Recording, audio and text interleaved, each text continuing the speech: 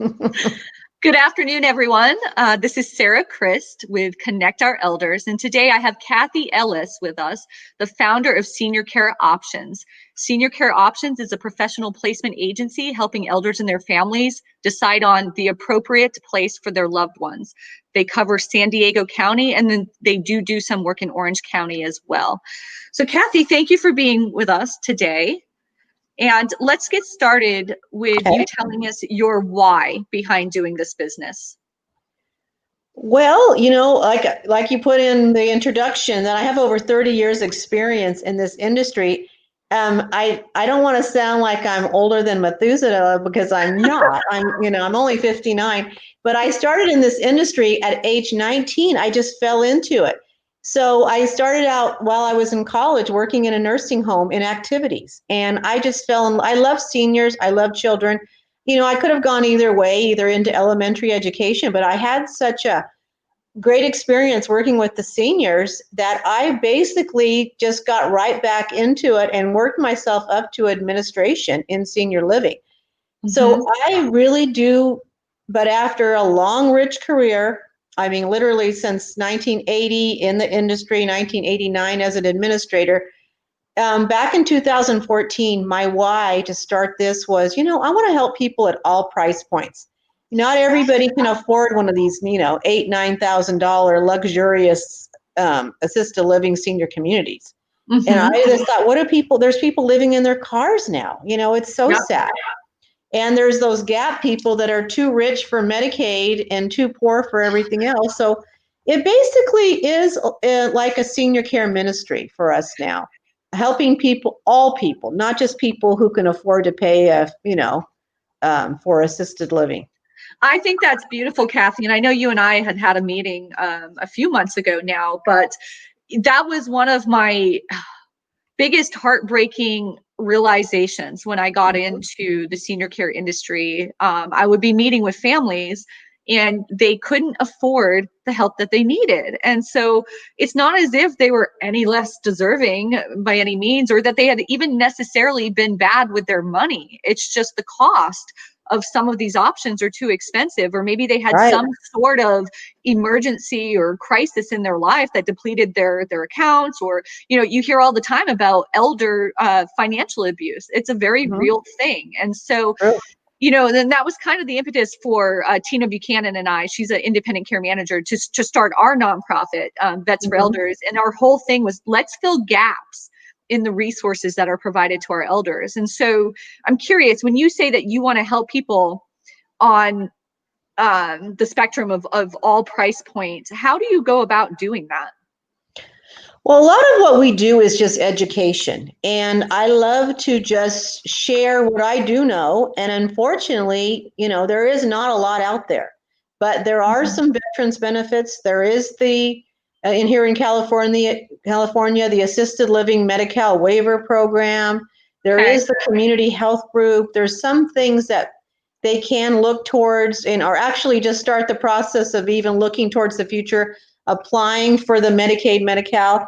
And it takes some planning, and it's not going to just happen. If someone has memory care issues, they call and they can't get their parent to do anything. So I like, start with a neurologist, start with the elder law attorney, get some, you can get some free consultations, but you've got to start somewhere. I really like the fact, because based on your experience, and I've been thinking more and more about this, like, you could easily go on a place for mom and put in what you think you're looking for. They're going to send you a list, and I know, like, some representatives are better than others, right? They might actually do more hand holding, but it really, because based on your experience and your knowledge with the various communities, or with dealing with so many families over the years, you're able to identify other areas that they need to consider in this process. And so, what is your process when somebody reaches out to you? Mhm. What is the process from initial contact to finding them their appropriate next place to live?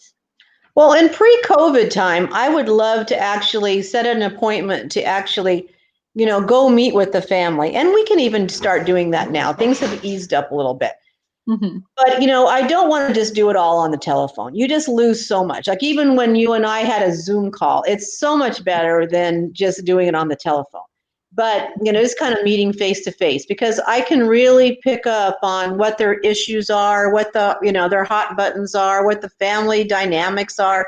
And, basically when I visit the client in their home is the best, because I can actually see what's really going on. Because when they talk to you about the situation, it's kind of their own perspective of the situation. Right. I had a family last week, and unfortunately, she says, "Well, we're talking to you. We're not going to do anything for a while," because they basically were looking for. We had a Zoom call with actually the daughter and the wife was much younger than the husband, and they were thinking of moving from Georgia to California. And they said, we want, still a very independent assisted living, but they told me that the dad is just in bed all day long. And in a large assisted living, he's getting his meals brought to him, but he's so isolated. And then I told him that there's the chance of him getting, a bed sore or a wound. And they're like, "What?" And I'm like, "Yeah." And then he can't move into certain assisted living without, unless it's, there's so much more than to just, like you said, giving a list of these communities, because every one of them is so different. And some people would do so much better in a smaller place versus a larger place. Even though I had probably the time of my life working in the senior, fun, fun, fun. I mean, it's like a cruise ship that doesn't sail. I mean, that's even a bad thing to say nowadays. I've never heard that, but that's so true. The larger places are so much fun. But sometimes those smaller places, like when I was an executive director, when we would move in someone when just had a little bit of memory care issues, and they just felt so lost. And I would be calling the community up every few hours around the clock, making sure that that person got checked on. I did not want them to be forgotten, because those first few days and weeks could make or break the stay. And you want to make sure that the person doesn't get forgotten, lost, doesn't have a fall in those first, 24 to 48 hours. So again, I really want to reiterate to the audience the importance of using an independent placement agent, especially somebody who has the experience that Cathy has, because I do believe it's important to correctly, accurately assess what the person wants first and foremost, but also what the actual needs are. And because you hear these stories about, it's already traumatic for an elder to move from their home that they've been in oftentimes 20 plus years. But then if you make the wrong choice on the first placement, then you're compounding that trauma. So working with a professional like Cathy, where you can really hone in what's needed and get it right from the get-go, is important. Now with that, Cathy, when do you think, is there a certain time frame where you think people should start the planning process and start talking about moving into a community? Meaning if they think that there's going to be a potential move, what is your recommended time? Should they reach out to you 6 months prior? Is it a year prior? Can they do it within a month? Well, there's really, every situation is different. But the main thing is, don't wait until it's an emergency situation. Because now, especially during COVID, there's a little more to moving in. You have to have, some, negative COVID tests, and it takes a little longer. It's not just about pulling out a physician's report and making a decision within a couple of days. But what I say is, what, if it's starting to be a little bit painful, or if, a lot of people want to start with in-home care, which I am a big proponent of in-home care. I think it's wonderful. But, in-home care, especially in the state of California, generally is at least $25 an hour. So if you only need 4 hours a day, you want to have them help you with some light housekeeping and cooking and just a little bit of supervision with a shower, that's great. But there's your $3,000. Well, I know in our area, for $3,000 a month, you can get a studio apartment that has 24-hour supervision, and also includes all your meals, all your utilities, except for your phone, for that same exact $3,000. And you can have lots of socialization.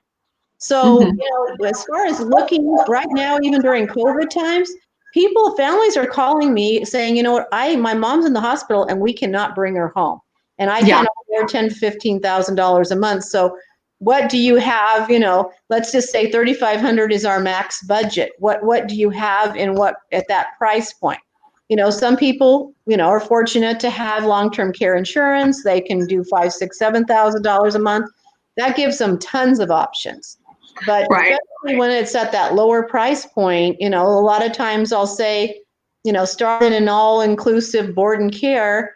If there's a lot of care involved, every situation is so different, but it's always better to start planning before you're in that hospital, because with the way Medicare is, they're going to call you with, and say, we need your mom or dad out possibly like today or tomorrow. They're not going to even give you notice.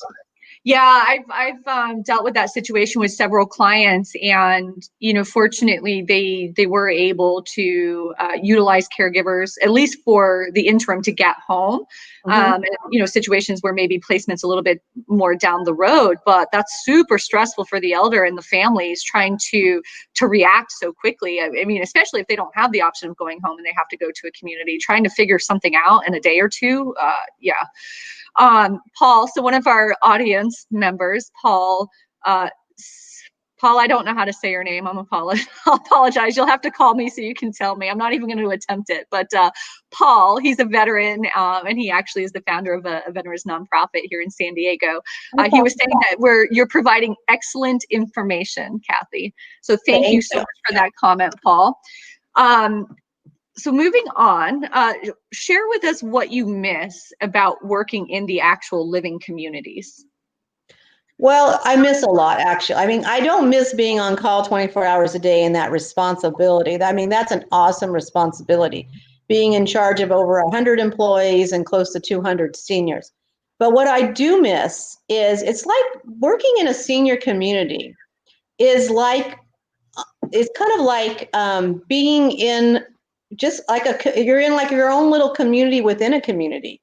And you walk in the door and it's almost like Pleasantville. All 360, even though so many people think it's the scariest thing in the world moving to assisted living, it's like you have your own little happy world. I mean, I can remember even the day of 9/11. It was probably the worst day in the history of our country. And we were going to have a simulated cruise at this one community I was working in Orange County.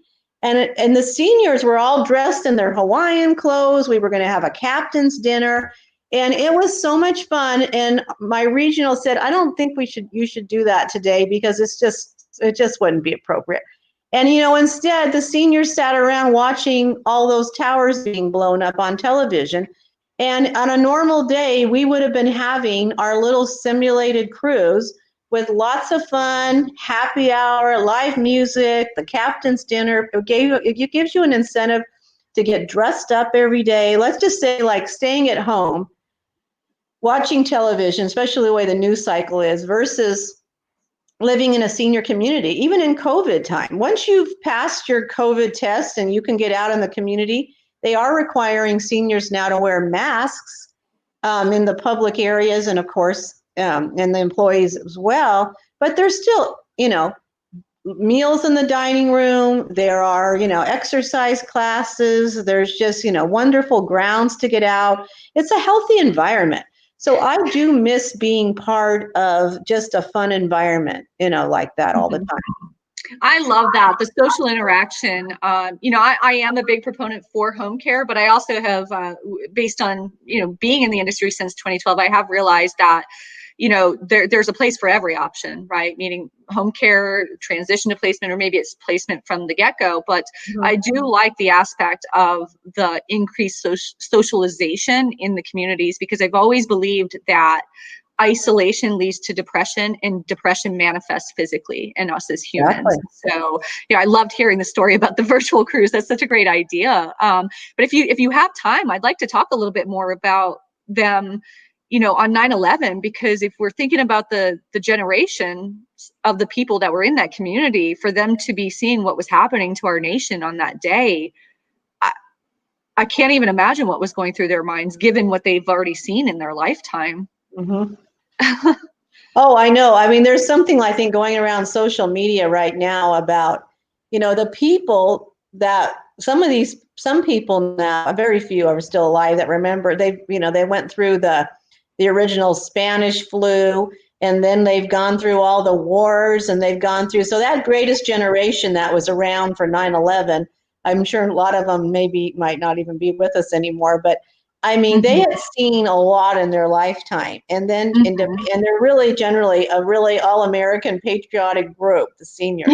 That's Yeah. another thing I love about working with seniors, and to see that happening in their nation after everything they've been through, that was very bad. So there's, the biggest thing is even now, I would say we all need to turn our televisions off. We have all, we're looking at enough news on our smartphones.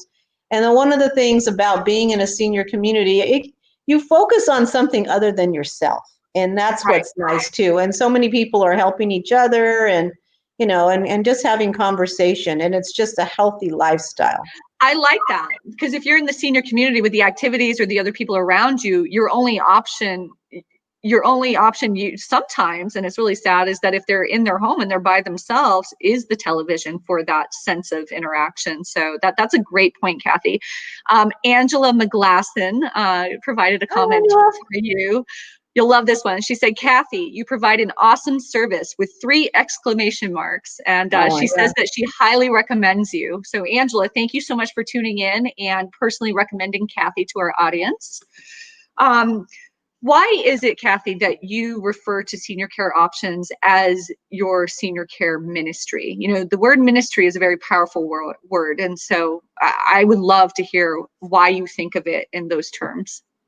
Well, for one thing, it's, there's a lot of people, when you're in that situation, when you need some help, you don't even know where to turn.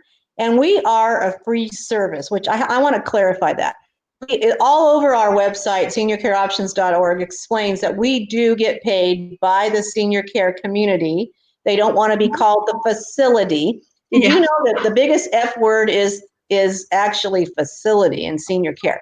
Because Yep. nobody wants to move out of their beautiful home into a facility. They want to come to the community. But we do, so we get paid by the senior community. Our fees are probably half of what the online agencies are, just because I felt that was the fair thing to do for all concerned.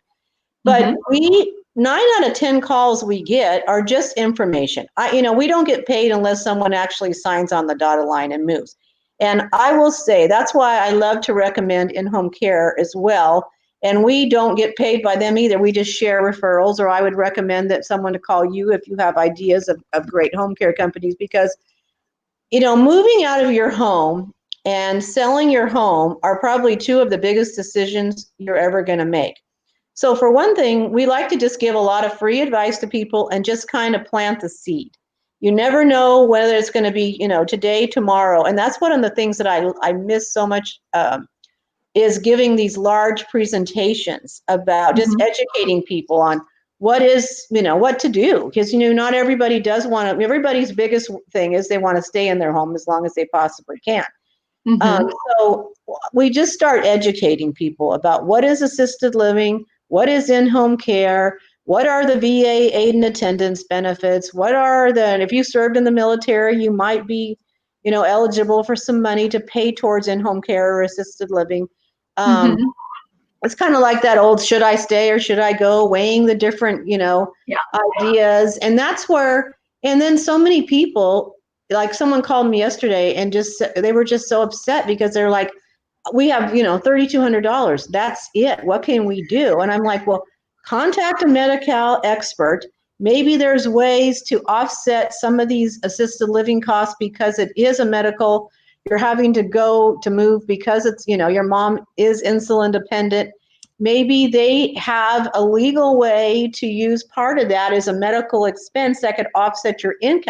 I am not an attorney. I am not a medical expert, but at least I can give them some ideas on where to turn. Actually, I'm a hope dealer. I know that sounds corny, but people say, I get off the phone with people and they say, oh my gosh, you have given me some hope when I thought I had none. So, just sharing information, you never know what's going to be something that they're going to need. And I give out a lot of numbers, and if we can't help somebody, we will try to point them in the direction of someone that can. So that's why I call it a ministry. That's beautiful, and that is just so wonderful that you're a hope dealer. That really resonates with me, because I know also in my experience with dealing with families, by the time that they get to me, usually they are essentially hopeless. They don't know what they don't know. They don't even know the questions to ask. They feel so overwhelmed, and so I can definitely resonate with that. You are a hope dealer, Cathy. And you are too. Thanks. So let's we've talked about how you like educating people, and I want to kind of reiterate this to the audience too. So the fact that Cathy takes the time to, whether or not they're going to use her services or not, but she takes the time to educate them, to identify maybe some other areas where they need help, and she facilitates that. She connects them to the resource that they need, means a lot to these families, because when you call huge, large corporations, a lot of the times, if you're not going to use their services, you're not going to really hear from them again, right? And so I want to reiterate again the importance of using an independent placement agent, typically in your specific territory, because they will know the communities. So I'm glad we got to talk on that a little bit more, Cathy. When it's between in-home care and assisted living, what are the factors on that? Well, a lot of times it's the cost, because some people they're so afraid of moving to an assisted living community. And then one of the things we try to give them the gentle nudge by saying, hey, if you're fortunate enough to own a home, just, close up your home and try one of the senior communities for 30 days and do one of their maybe furnished stays. I don't even actually recommend so much the furnished stays. I said, spend a couple $100 and move your furniture, because the more you have your own things, it's going to feel like home. But the other thing is, when a person's if they're paying, $10 to $15 to $20,000 a month for in-home care, if you do the math at $25 an hour, that's generally the deciding factor, because people will pay that. I mean, if they're living in a beautiful home that they love, it means a lot to them. They will pay that as long as they possibly can, until they, their financial planner or someone will say to them, this isn't really, you've just gone through $100,000. Right. Well, the question has to be, is it sustainable? Because it is not in the best interest of the elder, if they're in a position, as much as they may want to stay in their home, if the financial picture does not fit that, for the length of time, the last thing you want is for the elder to outlive their money. It's a very real concern. And so, I always think it's important for people like you and me and the family and the elder themselves to be having these open discussions about what the actual financial picture is, not just for the current option that's chosen, but you have to be able to project into the future what the option might have to be if what they're currently doing is not sustainable. Now, for some people, though, they're fortunate enough to get, let's say 8 hours a day. That's $200, very affordable for some people. And if they get just the ideal caregiver, that they're just like two peas in a pod, the caregiver knows all of their likes and dislikes and does some light cooking and housekeeping, and they even go out to the store together or possibly even a meal. Sometimes that's just enough. And I mean, the other thing, if I just give one other recommendation on this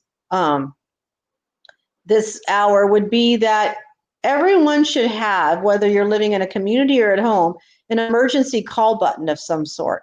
Because, unless you have a 24-hour person with you at all times. Because, like you said before about falls, one fall could end it all. You just have a plan. And that's what's so great about meetings like this, or just meeting with a professional, the senior living professional, is just to kind of have some ideas out there. I mean, there's so many people out there without, any kind of power of attorney, and they're in a hospital on a ventilator, and the husband doesn't even know what their wishes are. Start the conversation, and what you're doing with Connect Our Elders is just amazing. Because people just they're so afraid to talk about these things. And it's not as scary. It's scarier not to have a plan. So thank you, Sarah, for bringing all these issues out and letting people know that it's much scarier not to have a plan than it is to talk about it.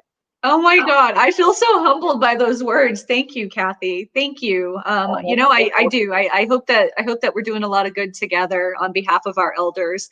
With that said, I really appreciate you being with us today.